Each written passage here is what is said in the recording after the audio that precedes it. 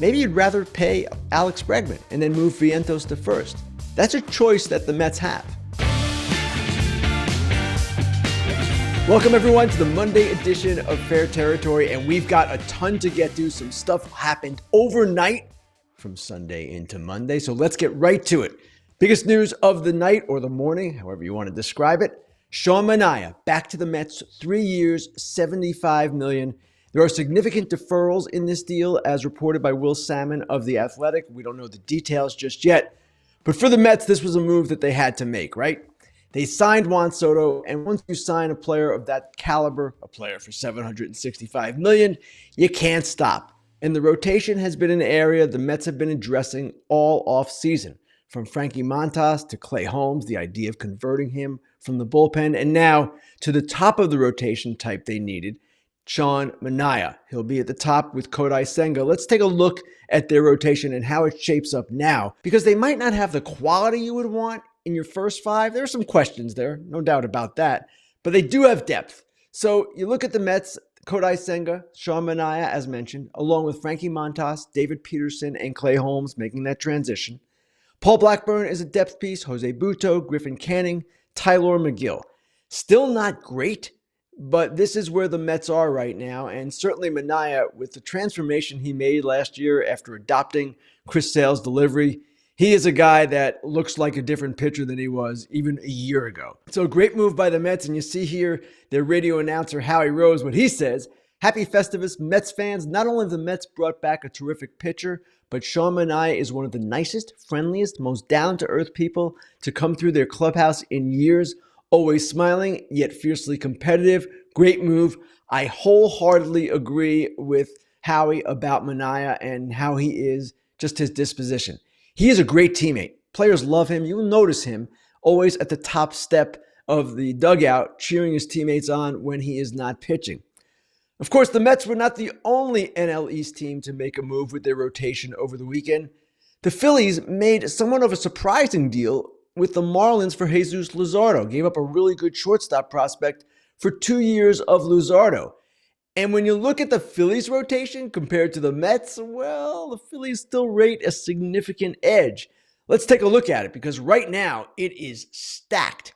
Zach Wheeler at the top, Aaron Nola, Christopher Sanchez, all-star last year, Ranger Suarez entering his walk year, Jesus Luzardo, and if necessary, Taijuan Walker, who has not had the best run with them. You could argue this is perhaps the best rotation in baseball. Seattle Mariners might have an objection with that, with Logan Gilbert and George Kirby, Luis Castillo, Bryce Miller, and Brian Wu. That's a pretty darn good rotation. How about the Dodgers? Yamamoto, Ohtani coming back, Glasnow, Blake Snell, and likely Clayton Kershaw as well, with Dustin May and Tony Gonsolin in reserve. I'm not sure which group is the best, but all of them are really good. And it's interesting with the Phillies. They seemingly are done now, unless they can perhaps move Alec Bohm, which they've not been able to do all offseason. You see the moves that they have made, they've been all pitching defense oriented. Jordan Romano for the bullpen, and now, of course, Jesus Luzardo. Max Kepler for the outfield. Max Kepler is certainly a very good defensive player. Offensively, not so sure, but the Phillies are, at least next year, in 2025, going to be a run prevention-oriented group. Another team this weekend that was quite busy was the Texas Rangers. And the Texas Rangers are a team, remember, that we thought entering the offseason might have some problems with their flexibility, might not be able to do some things because they had uncertainty about their regional sports network. It seems now that they are forming their own network, and obviously the money seems to be flowing. Over the weekend, they signed Jock Peterson to a 2-year, $37 million deal, the terms first reported by Buster Olney.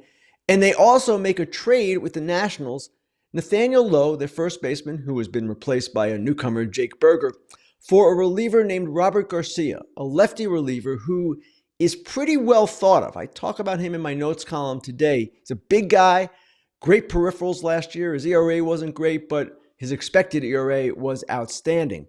So the Rangers, when you look at them on balance, all that they've accomplished this offseason, well, yeah, let's take a look, because it's pretty impressive, actually.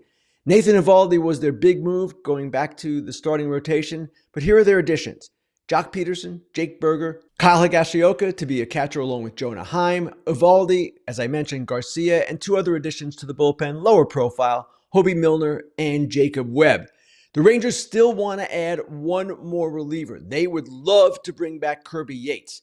Remember, from that bullpen last season, they've lost to free agency Yates, David Robertson, Jose Leclerc, and a swingman, Jose Urena. So they've had to rebuild the bullpen, and they expect that that's going to be a work in progress, really going into the season and up through the deadline.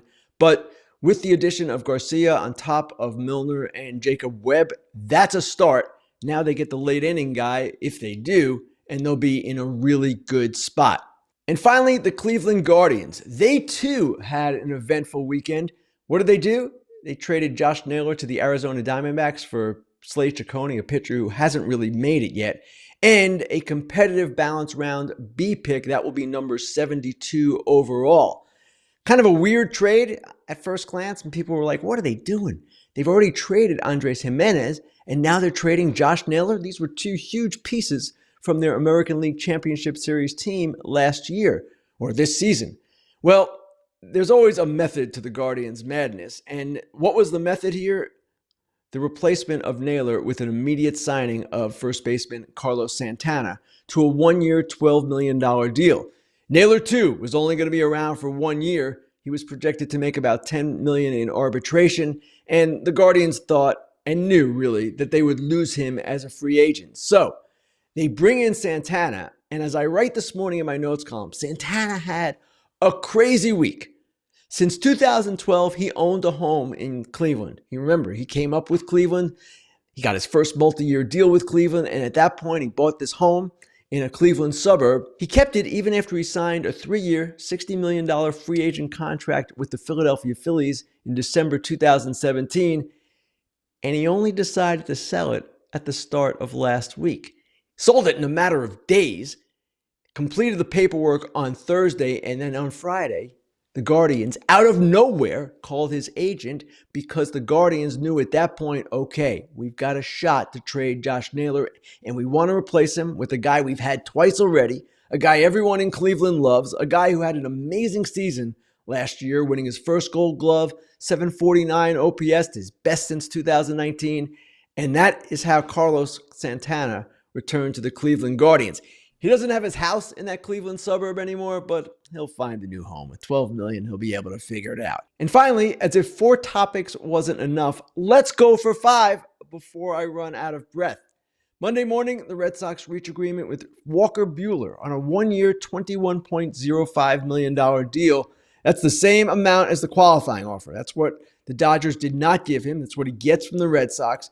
And now the Red Sox seemingly have completed their rotation. Remember, they traded for Crochet, they signed Patrick Sandoval, who won't be back until at least the second half, and now they have added Buehler. My question with Buehler is which guy the Red Sox are going to get. The guy who had a 5.38 ERA after coming off Tommy John surgery and other injuries for the Dodgers in the regular season, or the guy who ended the postseason by pitching 10 scoreless innings, including the closing inning of the 2024 World Series on a day's rest. Obviously, Fenway is not always the easiest place to pitch in, but Buehler is a guy who certainly is confident in himself. He's betting on himself here with a 1-year deal, probably could have gotten a multi-year. So the Red Sox, their number one priority was fixing that rotation. Now, with Buehler and Crochet and Sandoval coming, and Giolito, Houck, Bayo, Crawford returning, they've got some depth. They've got some interesting pieces. They suddenly look like an interesting team again.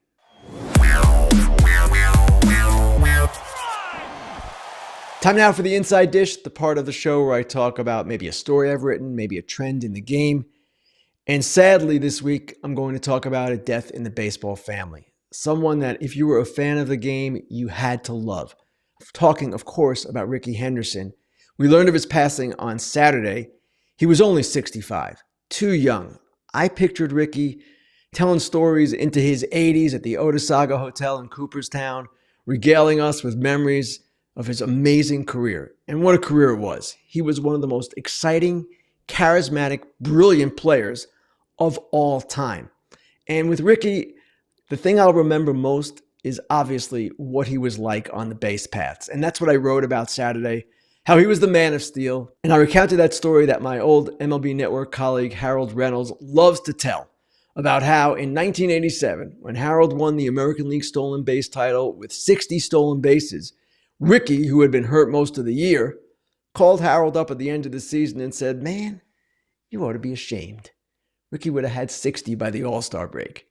Well, imagine what Ricky would have had under these rules that were implemented 2 years ago with the bigger bases, with the disengagement limitations. Ricky predicted that his record of 1,406 stolen bases might have been 1,600 or 1,700. He said that to Rick Drolli in an interview with The Athletic, about a year ago. Actually, I calculated it. With the percentage increase in stolen bases since the new rules were implemented, Ricky might have ended up with around 2,000. So he was an amazing base stealer. He was an amazing player. And really what is so striking about this happening now, among other things, is that this is the third major loss this sport has suffered this year. And you can count even more people, of course, that we've lost, but 3 all-time greats passed this year. I'm talking, of course, about Willie Mays, about Pete Rose, and about Ricky Henderson. 3 legends. And I want to show you just what these guys accomplished because it is unbelievable in their careers what they did. Ricky, of course, you see, record for Major League Baseball in runs scored, a record number of stolen bases. Pete Rose, the all-time record holder in hits and games played. Willie Mays, well, he doesn't have any records per se, but there are only 3 other players to reach 600 home runs and 3,000 hits, and their names are Hank Aaron, Albert Pujols, and Alex Rodriguez. So we're talking about 3 guys that all of us will remember forever. And it's interesting, if you compile a list of the top 10 players all time, those 3 guys, I don't know if they would all be on it, but they certainly would be in the conversation to be on that list. I kind of started playing around with this last night, and I came up with 10 names, and certainly you can argue this. I made it 10 position players, didn't include pitchers, just for the sake of this discussion. And the 10 names I had, well, yes, Mays, Rose, and Henderson were all on that list. So what I came up with was, to start with, 3 guys from the old days, Babe Ruth, Ty Cobb, and Honus Wagner. And then Hank Aaron and Willie Mays, Stan Musial, Ted Williams, they were on my list, as well as Pete Rose and Barry Bonds and Ricky Henderson. Now, I know Bonds, a lot of you will dispute because of the PEDs, but for me, he is a top 10 all-time player. Now, there are players I didn't include there. Joe DiMaggio comes to mind. Mantle comes to mind. You can go on and on and on and argue this. But my point is, the 3 guys who passed this year, Mays, Rose, Henderson, were indeed 3 of the all-time greats. And to me, to remember them and remember them in their glory, one thing that stands out is the passion and the joy they had for the game. Willie Mays was the say-hey kid. Pete Rose, Charlie Hustle, later the hit king. And Ricky, he was the man of steel. These guys played with a passion, with a joy, with a fire that few in the game could match. And you remember Willie with a smile on his face. You remember Ricky with a smile on his face, joking with the opposing first baseman, joking with everybody on and off the field, talking about himself in the third person.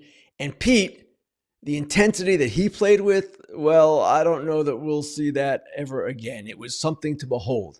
So 3 big losses for the game of baseball this year. And of course, my heart goes out to the Henderson family. My condolences go out to them. Ricky, we love you. Rest in peace. Time now for Grilling Ken. Let's get to your questions.